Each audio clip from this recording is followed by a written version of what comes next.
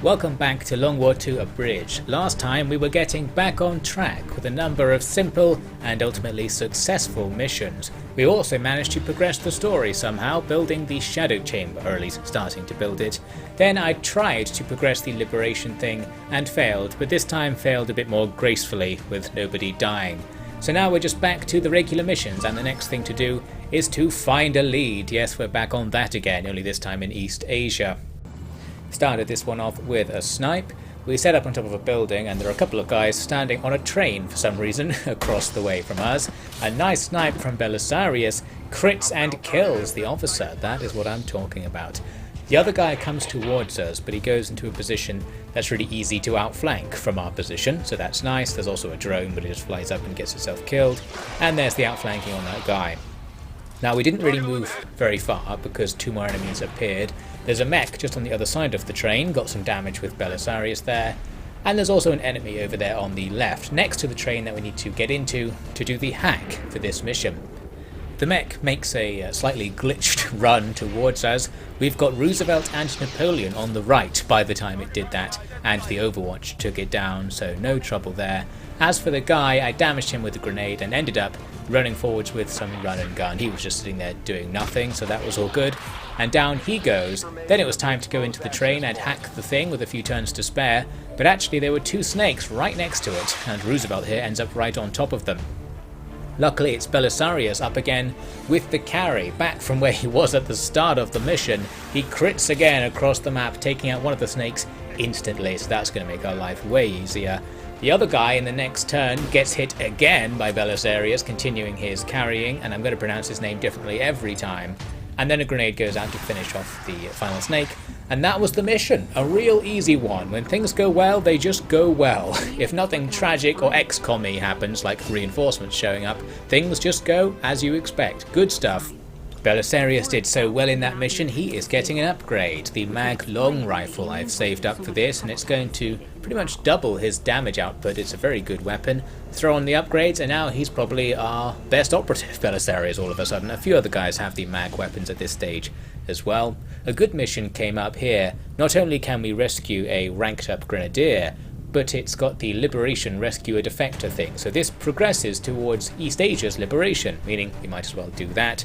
But first, we've already got a squad out there setting up for a resource stealing mission. We have the chance to go past 100% infiltration here, but I'm going to do it at 100% just to get our guys back a bit earlier, especially because this mission can't really get any easier from here. We didn't get an especially good start because I'm dashing up towards the place where the supplies are stored, and that causes a pod to trigger midway through our turn. Yes, I know you're meant to advance one tile at a time, or not at all. But I've got things to do in my life. So we run up and trigger these enemies, get some nice missed overwatch. The most annoying thing is that mech, which is quite close to us and might just move up and outflank in its turn. I've got a new guy here, Barbarossa, who throws a grenade, ruining his concealment, to get rid of some armor and put some damage on the mech. That's a start. Then I use Nuke here to move up and use rapid fire. That's an ability that makes you fire twice, but both shots are less likely to hit. As it happens, in this case, both shots do hit, and that's just enough damage to kill the mech thanks to the grenade earlier. So there we have it, that didn't go that badly. Looks like there are some more enemies nearby, but they're not actually aggroed. They're in the long war state of readiness thing that I don't understand. So they're near us, but they're not going to attack us for now. Meanwhile, the other enemies are up to no good, including this cheeky hit on Nuke in heavy cover. That's nasty. Anyway, with that done, we need to move up on the right to try and take down that officer. Alexandra didn't have a very good shot, so I decided to use the flamethrower here just to guarantee some damage and be annoying. Now the officer's probably going to have to run off somewhere and just waste at least one of his action points. Otherwise, we just sat around and waited for the alien turn. And in their turn, that pod that sort of aggroed earlier now fully aggroes. And I think because they were in this state of readiness, they're able to act right away. And one thing they do is disorient Nuke, which is annoying. That guy there goes to the bus stop, we'll get him in a second. He also shoots again at Nuke, and again hits him in heavy cover. He's got a good angle, meaning that's not so unlikely to happen, but still bad luck. The officer indeed runs out of the fire, and is in a position that's kind of hard to get to. If it wasn't for this guy, we've got Arthur Wellesley skulking about at the back, I was keeping this guy out of combat because he only has the starting armor and weapons. I thought he's going to be useless, but he happened to actually get an outflanking shot on the officer and take him down, so that went well. This is another new character, Mrs. Doubtfire. I don't know why this character is called Mrs. Doubtfire. I think when I was making the character, I was feeling doubtful that this wasn't going to work as a campaign, so I ended up just calling her Mrs. Doubtfire. Anyway, she moves up and shoots down that guy in the bus stop. Now it's just the pod inside the building to deal with. We can't do much right now, we just need to shuffle closer and see if we can get some shots, but they are all in good heavy cover and they're not moving in their turn. Plus, annoyingly, they panic Nuke, so we can't use him in our next turn. He's having a very bad mission, Nuke. He's getting shot all the time and keeps getting debuffed as well. One of the sectoids created a zombie during the alien turn, so a quick flash deals with that. Then it's time to start actually doing some damage. I moved Alexandra up to shoot a rocket, getting close to try and make use of the slightly increased accuracy at close range, because these three enemies are close enough to each other that we can hit them all. Plus, Alexandra has a perk that allows her explosives to sometimes crit, and we do crit one of the sectoids. We also crit a civilian who was standing nearby. Sorry, you guys are free to leave whenever you like, but if you do stand right in front of us, there's going to be trouble. We don't care about civilian casualties here at XCOM. Anyway, Nuke moves up and puts a grenade in, which kills one of the sectoids and damages quite heavily the other, so now both enemies are nearly dead, and with that it's time to charge in. Doubtfire cuts down one of the sectoids with a classic XCOM through the wall slash. Then it was just the Viper with 2 health, so in this case I'm going to send up Barbarossa, who is also a shinobi. Both he and Mrs. Doubtfire are only squaddies, and they and Wellesley were brought along just to fill out the ranks, because we need people to pick up the supply crates and take them away, even if they don't contribute much to the mission, and actually they did contribute a fair bit. However, that move triggered 3 more enemies, which was annoying, so we had to keep going. Most of the guys were too far away to do anything, so I had to spend a couple of turns just moving up. So here we are now. I think I've killed one of the enemies in some way. Looks like I forgot to edit that in, whatever. And now, Nuke runs up for a run and gun by just moving behind this enemy, and bang, the other guy is currently suppressing, I think it's Doubtfire up on the roof or something. I went in for a sword attack with Barbarossa, and for once it actually missed, so now he's awkwardly just standing next to him. However, that alien chooses to shoot at Nuke for some reason instead of Barbarossa, so he gets away with potential disaster there. Nuke really is just an aggro beacon in this mission. Now Barbarossa eventually makes his sword attack, but because he didn't run in, it doesn't do the extra damage and ultimately barely does anything.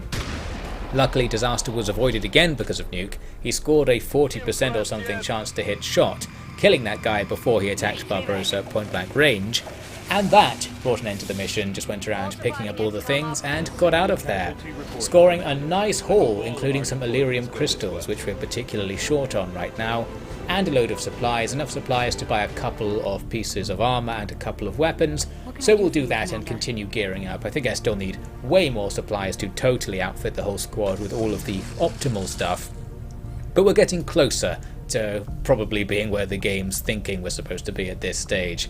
Anyway, the next thing to happen back on the map is the enemy complete another dark event, upgrading their defense, which confusingly is their ability to dodge, but not to be confused with the dodge stat.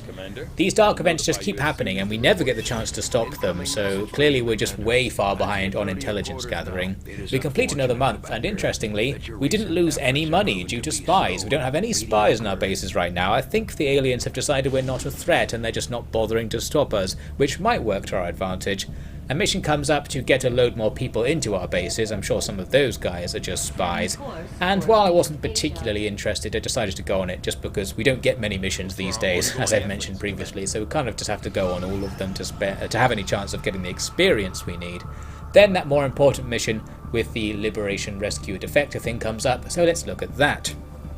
This is one of those missions where you start with the VIP and you just need to go across the map and extract to complete it. In practice, that means going through this big building, the extraction point's just on the other side, and there are a couple of enemies who come over to see us as we're setting up to go in. Wick is on the case here, getting 7 points of damage with the overwatch on that guy, but because the enemy's health is so buffed now by the constant dark events and the advance of the game, even that's not enough to grab a kill. One of the enemies is quite close to us, just inside the door of the building, so Napoleon goes in and does the point blank range sawn-off shotgun thing, getting massive overkill with the crit, Then Wick moves over for this not very good shot against the Grenadier, but he actually does get the hit and an unnecessary crit as well, so that went surprisingly well. Now we start moving up further into the building, and strangely I didn't see anything in the main room. The extraction point's now not very far away, so I was very suspicious, and indeed, moving Darius up to the other side of the door Napoleon was already on, discovers enemies in front of us there. Must have been right on the edge of the aggro range or something. I did this very pointless move. I wanted to get rid of that back wall, but the shot actually went really far wide and got rid of the wall to the side. Even if that had hit, I'm not sure that would have been a very good move to make, or a good use of the one rocket you get. But anyway, that's what happened, and now both enemies are going to get their attack. This guy pulls out his grenade launcher. We've seen before these guys shoot flashbangs at us, and this is the first time we've seen him actually make an attack using it. They shoot an incendiary grenade. That does a bit of damage to Napoleon and Darius and sets them on fire, plus creates areas on the floor we can't move to anymore. Bad news. It only does a bit of damage, but the fire does a bunch more damage at the start of our turn. Plus they're still on fire, so we can't really use them, suffice to say. Up on the roof I shuffled forward with Belisarius, hoping to get a shot down through the big skylight, but that triggered some more enemies. Again, must have been a very marginal trigger based on where Alfred is standing right now. But anyway, this proved to be another not very good move because there wasn't that much I could do from that particular position, couldn't really see anything. Napoleon gets out of there and I almost healed myself to get rid of the fire, but I had this idea that hunkering down also stops you from being on fire. Maybe I misread a comment or something that gave me that impression. So basically he's now hunkering down at the back and is still on fire, so that's not going to achieve much. Alfred gets a good grenade out to damage the group of new enemies that's coming in. One of those enemies is a brand new enemy in that it's a new enemy type, the Advent Priest. This guy can buff all the nearby Advent troops with a shield, effectively increasing their health, and that's really annoying. This drone's going to be pretty annoying as well. It's doing a classic through-the-wall attack on John Wick, and it's the stun move, which takes him out of the fight for like 2 turns. And given that Napoleon and Darius are sort of out of the fight as well, we're kind of running out of options here. We don't really have much offensive potential. So as the next turn starts, Darius and Napoleon both take more damage from still being on fire, the hunkering down having done nothing. You have to use a med pack or it just goes out on its own. Darius is now okay, Napoleon's still on fire and he's nearly dead, so we will pop that heal since we need the heal anyway. And that clears that up, but now Napoleon and Darius both are in the danger zone. They can probably get one-shotted at this stage. At least there's this consolation. Napoleon has a great shot on that annoying drone, and he manages to kill it even through its shield. Good stuff from him. He also gets an extra move, because of a perk he has. When he gets a kill he can move again. And we're going to start moving him around to the right, going to be looking for some outflanking action, which we'll check in on in a bit. Meanwhile, Belisarius throws a grenade through the skylight, mainly just to remove overwatch on an enemy. With those shields up, the grenade doesn't really do any health damage. Then I tried this new strategy. Darius has a concussion rocket. Doesn't do that much regular damage, but it does cause stunning and disorientation. So now most of the enemies are in a pretty bad way actually. I thought we'd have an easy turn, but annoyingly a couple more enemies come to join the party. A couple of snakes, or one snake sorry, and a muton coming in on the right. So that's going to interfere with my plan to outflank on the right, of course. The other enemies don't do very much. Now Belisarius finally gets a good shot on the shield bearer, the guy I called a priest earlier. Maybe a priest was something else from vanilla, but basically killing him removes any remaining shields on the other enemies, so that's going to make life easier. Darius went right as well and got that critical grenade on the snake. That was kind of pointless because I can also do this turn. Napoleon can get an outflanking shot right above with a 100% chance to hit. So I should have done that first, because that probably would have critted even if I did it first, and then we wouldn't have had to throw the grenade and could save it for later. Well, doesn't matter that much. Now it's time for my master move. After an uneventful alien turn, I'm going to use rapid deployment with Alfred. That allows her to shoot this flashbang without it counting as her turn. So we flash the enemy, who are all just sitting on overwatch, thus removing all of that overwatch and debuffing them, making it safer for me to do this. I'm going to run up, outflank all of the remaining enemies at once and get at least one kill. At least until this happened. Turns out there were more enemies right there, including a super high level mech with a ton of armor and health, and it goes on to overwatch right away. So this really sucks. Now Alfred just has to run away and we can't do anything this turn. The best place to run to was actually where Wick is standing. He's now woken up so we can use him. He just shuffles over a bit and throws a grenade to kill somebody inside the main room, and then Alfred falls back.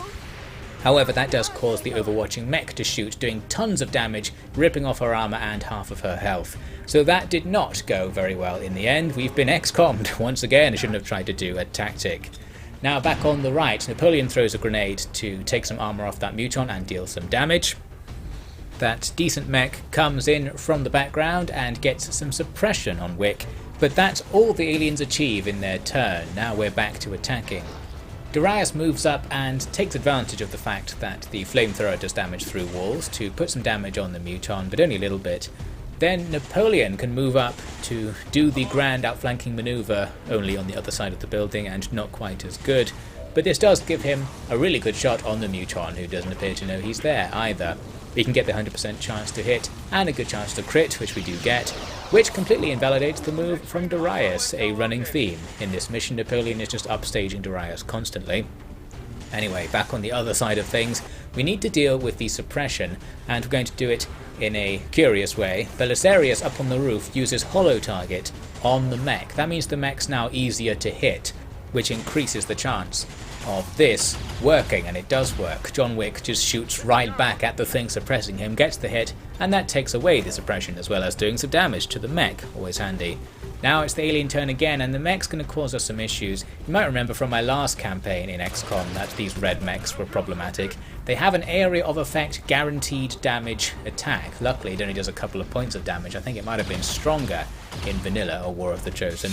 Anyway, so we took some more damage on Napoleon and Darius, but now it's time to fight back. On the left, Alfred goes outside to outflank and annihilate the guy who was just shooting point blank at John Wick and missing. Meanwhile, Napoleon moves up further to get some more flanking shots. We've got a good outflanking shot on that guy in the distance, the Grenadier.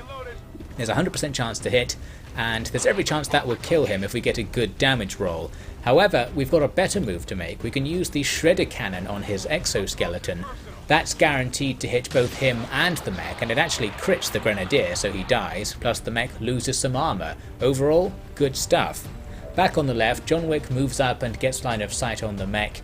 There's a chance to kill it here, but we don't get a high enough damage roll, so it's still standing. But Darius comes in for the redemption, getting massive overkill with that not particularly likely crit right there. So all good stuff. This leaves just one enemy sitting by that lamppost across the road, and Belisarius steps up to take the shot. Wasn't quite an outflanking shot, but still had a good chance to hit that. And down that guy goes. All we needed to do now was leave, but I nearly messed that up. Check this out. As I'm walking towards the extraction point, one of the orders manages to get interpreted as an order to go to a point on the floor below. Not quite sure why it happened for that guy and no one else, but anyway. Now Wick is not on the extraction point, so I couldn't extract, and some reinforcements show up, that guy landing on thin air on the right. Good stuff. This would be a big problem if the reinforcements had the chance to get a bonus action and could shoot immediately, but I think that only counts for pods already on the map. We actually kill one of them and get some damage on the mech, not that it matters because I just get Wick back up there and do the evac. So everyone escapes, including the VIP, and we've been successful in this Liberation Progress mission. We've got a new operative, we've got plenty of wounds, and East Asia is in theory a bit closer to being free of Advent rule. Now back on the campaign map, my main objective right now is actually to build a radio relay in Eastern Africa. That will give us big savings on making new bases in 3 other regions. So that's my long-term plan, if you can believe I actually had one. Then this rather special mission came up. We've got one with unknown enemy activity, so basically unknown levels of difficulty, where we need to protect the resistance from stuff, from unknown I guess, and we have to go on it right now, and the reward is unhindered operations. So no idea what that is, but it sounded intriguing. So yes, this turns out to be quite a special mission, and perhaps one of my favourite missions in the game actually. It's both a highlight of the best and worst parts of the Long War mod. To go on it I have to bring a whole bunch of noobs, although this one guy, this new guy that we got from the mission, is going to be useful because he's already a sergeant. So need to customize those characters and go out with a fairly fresh squad to face this special mission. and I hope you'll join me for that next time to see what my cryptic remarks about it actually turn out to mean.